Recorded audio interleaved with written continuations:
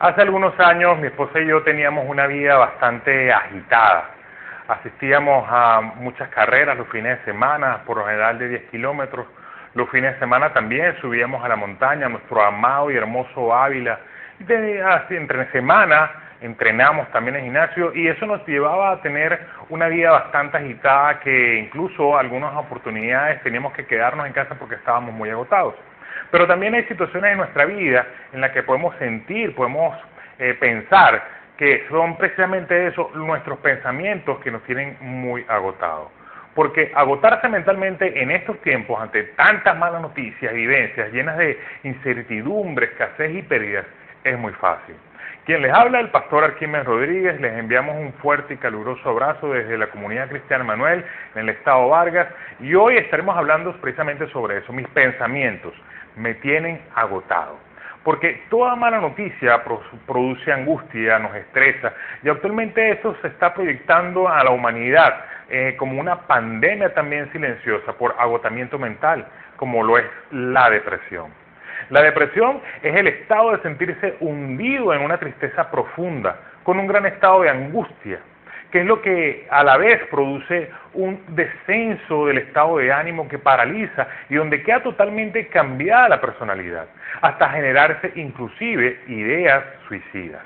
Es decir, que en un estado de depresión, una persona conocida por ser responsable, animosa y enérgica, puede transformarse en una persona desanimada, apática, descuidada de sí misma y de todas sus responsabilidades, con intentos inclusive de quitarse la vida. ¿Cómo puede llegar una persona responsable y animada a volverse descuidada y totalmente desanimada? Por los pensamientos. Pensamientos cargados de desánimo, desaliento, incapacidad, culpa e imposibilidad de una salida efectiva y oportuna. La persona, al abrazar diariamente este tipo de pensamientos negativos, se sumerge en un circuito cerrado donde se aísla y no puede salir de allí. La depresión es considerada la cuarta enfermedad que más incapacidad provoca en el mundo entero. ¿Qué síntomas de alarma podemos identificar entre una posible depresión? Primero, tener un bajón emocional con tendencia a la tristeza y que se está prolongando en el tiempo. Tener desánimo y pérdida en el interés en hacer cosas que antes eran de su agrado. Tener dificultad de concentración o interés para empezar o a terminar pequeños proyectos. Tener sentimientos de mucha culpa y de baja autoestima. Tener mucha angustia por todo, con ideas muy pesimistas y negativas. Tener temores exagerados con frecuencia en estados de pánico. Tener pensamientos de no querer seguir viviendo e ideas suicidas. Tener tendencia a dormir demasiado o a no dormir nada. O comer mucho o no comer nada. Tener pensamientos de Dios distantes e indiferentes. ¿Qué debes hacer ante algún síntoma sospechoso de depresión que esté tocando a tu puerta? Primero, identificar todo aquello externo, personas, lugares o cosas que te hacen mal. Segundo, no te martirices con sentimientos de culpa por algún error cometido, sino que aprende de tus errores y logra verlos como parte de tu crecimiento. Habla en positivo e imagínate siempre en un futuro mejor para tu vida. Haz pausas cada 2 horas durante tus actividades diarias y distráete unos 5 o 10 minutos para relajarte y mantenerte lejos del estrés. Pon límites claros a situaciones que te coloquen bajo presión y comprometan tu tranquilidad. La Biblia está llena de historias fantásticas y de muchos personajes que han pasado por estados de depresión. Entre ellos podemos hablar de Elías. Si quieres conocer un poco más de su historia, te invito a que leas Primera de Reyes, capítulo 18 al 19. Y Elías era un profeta del pueblo de Israel. Un profeta era un guía espiritual, quien recibía mensajes de parte de Dios para saber qué dirección debía tomar el rey y el pueblo. Este rey Acab cometió muchos errores e hizo pecar al pueblo de Israel. Se casó con Jezabel, hija de Etbaal, rey de los Sidonios. Un pueblo que adoraba a otros dioses, y entre ellos a Baal. Y esta mujer hizo que el rey Acab y el pueblo de Israel se apartaran del Dios verdadero y adoraran al Dios Baal, provocando la ira del Dios original, el Dios verdadero, como ningún otro rey antes que él. Y esta mujer era muy mala y astuta e hizo matar a todos los profetas del Dios del pueblo de Israel. Pero Elías fue cuidadoso y fue escondido por Dios hasta que llegó el gran día de retar al rey Acab y al pueblo de Israel. Durante mucho tiempo no llovía en Israel como un juicio de Dios, lo que también había sido anunciado en años anteriores por Elías. Y dice la palabra de Dios en Primera de Reyes 18, del 1 al 2, después de un largo tiempo, en el tercer año, la palabra del Señor vino a Elías y dio este mensaje: ve y preséntate ante Acab, que voy a enviar lluvia sobre la tierra. Así que Elías se puso en camino para presentarse ante Acab. Elías se presenta ante el rey Acab y le hace el siguiente desafío: de ir a ofrecer sacrificio ante el Dios verdadero y el Dios Baal en el monte Carmelo. Elías, como profeta de Dios, pediría fuego para consumir el sacrificio, y los 450 profetas de Baal también lo harían ante su sacrificio. Y allí el pueblo vería quién realmente era el Dios verdadero a quien debían servir y adorar. Y el rey aceptó. Para el momento del sacrificio, Elías dice: como ustedes son muchos más, el primer turno es de ustedes. Y dice la historia que los profetas de Baal gritaban durante horas y nada. Y Elías comenzó a burlarse de ellos. Elías entonces le dice: tal vez su Dios está dormido, tal vez está distraído o está meditando, quizás esté de viaje. Griten un poquito más fuerte para ver si los escucha.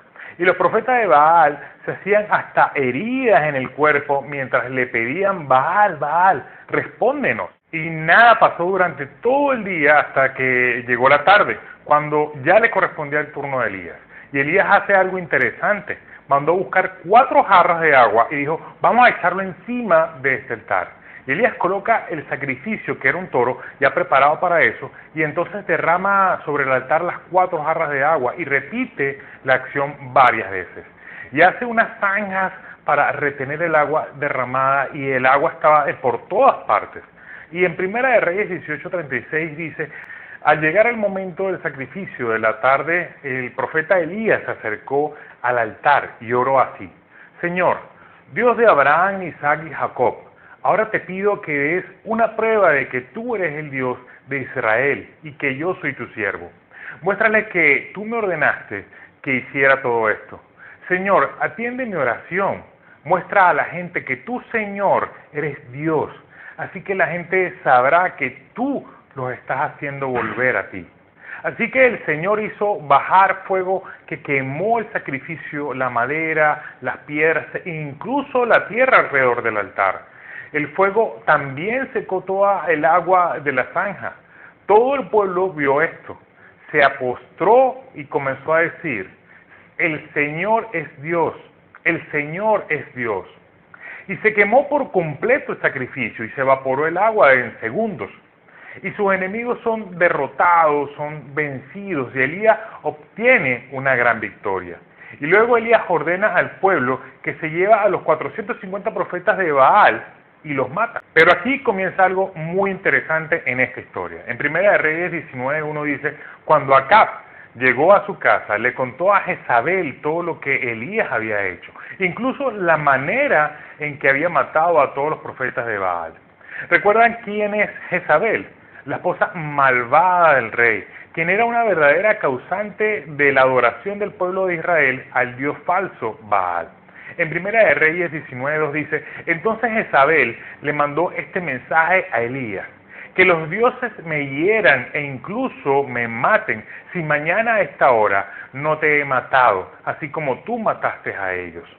Tremenda amenaza la que hizo Jezabel a Elías: mañana te voy a matar, Elías.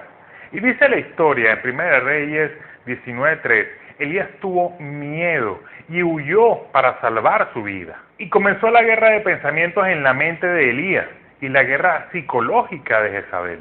Y esa idea de peligro y de tener horas de vida contadas comienza a trabajar en la mente de Elías, aún después de haber tenido esa gran victoria, y comienza a debilitarse en su fe. ¿Cómo nos parecemos nosotros a Elías? ¿Cuántas veces después de una victoria un mal pensamiento puede nublar todo nuestro entorno? y estaba muy agotado y agobiado en sus pensamientos fijos en la amenaza de la reina.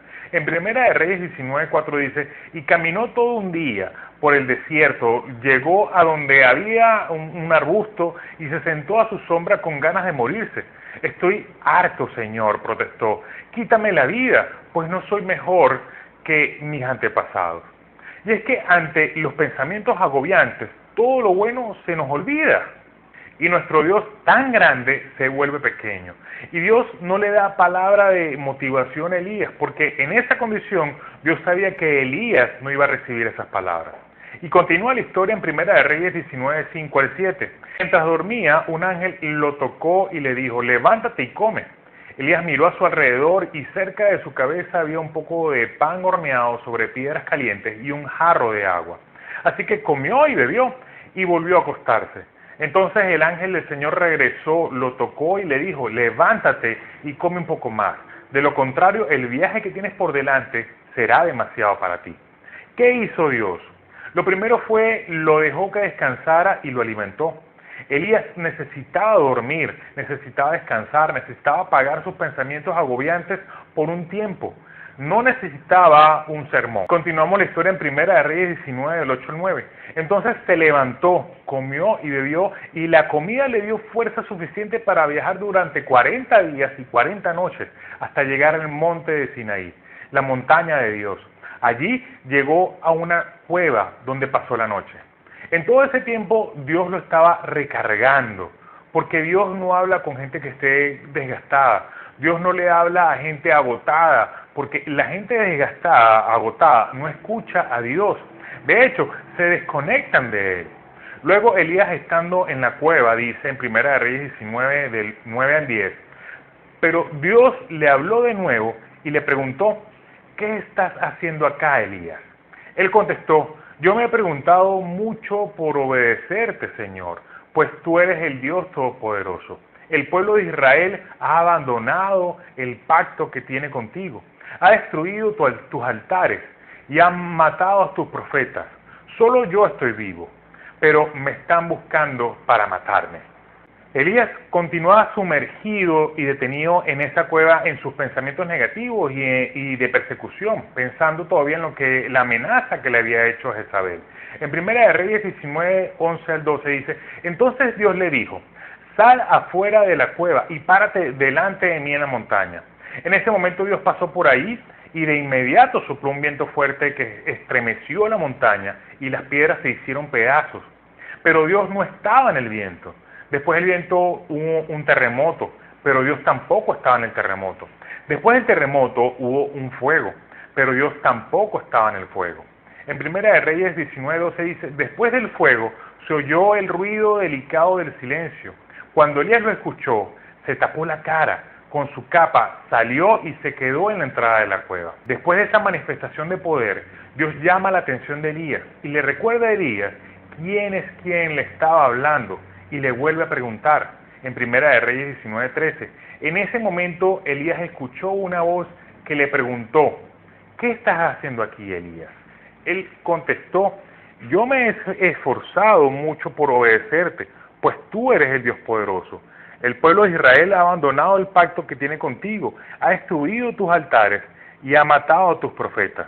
Solo yo estoy vivo, pero me están buscando para matarme. Y Dios le da una nueva instrucción a Elías. En Primera de Reyes 19:15 dice, entonces Dios le dijo, anda, regresa por el mismo camino. Y lo envió a seguir en la lucha de la libertad espiritual de su pueblo. Dios anima a Elías y le dice, regresa por el mismo camino. Vamos, continuemos la obra donde quedamos. Dios tiene un plan y quiere continuar con ese plan contigo y conmigo. Sabemos que tendremos tropiezos en el camino. Habrán enemigos que nos desanimarán y circunstancias adversas que querrán deprimirnos, porque vemos todo oscuro, gris y sin salida. Y Dios lo sabe y nos da la mejor manera de salir de la depresión por agotamiento mental. ¿Qué debemos hacer para ayudar a una persona que ya está en depresión? Debemos ayudar a la persona a descansar y a quietar sus pensamientos. Aquí a veces debe intervenir la parte médica con un tratamiento que sea adecuado para que la persona pueda dormir si ya ha perdido el sueño. Debemos ayudarla a comer bien, a alimentarse por lo menos. Ayudar a la persona a que hable de sus temores y angustias y que pueda dejar de verlos como grandes gigantes. Llevarla a que renuncie a esos sentimientos de culpa y de vergüenza por las cosas que han sucedido en su vida, que supere las pérdidas como acontecimientos de la vida que tienen que pasar y que continúe hacia adelante.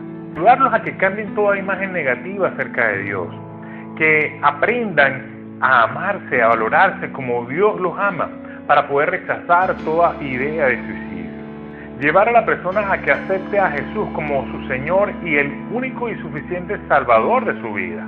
Debemos llenar la mente con la palabra de Dios, con sus promesas, cuidando siempre nuestro pensamiento y rechazar los pensamientos negativos, ya que Dios nos ha dado un espíritu de amor, de poder y de dominio propio. Por eso el apóstol Pablo nos invita a todos en Filipenses 4:8.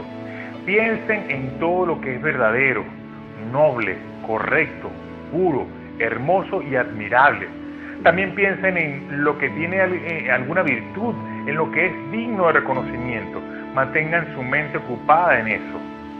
No dejes que los pensamientos negativos nublen tu mente, que te agoten, que te lleven a la depresión. Y si eres de las personas que se siente agotada por sus pensamientos, permíteme entonces orar por ti.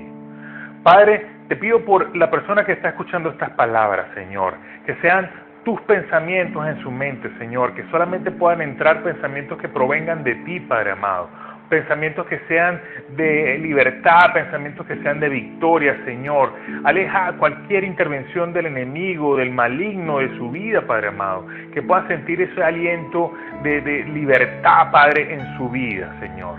Permite que pueda recibir tu palabra y tu amor en su corazón y en su mente, Señor. Te lo pido en nombre de tu Hijo Jesús.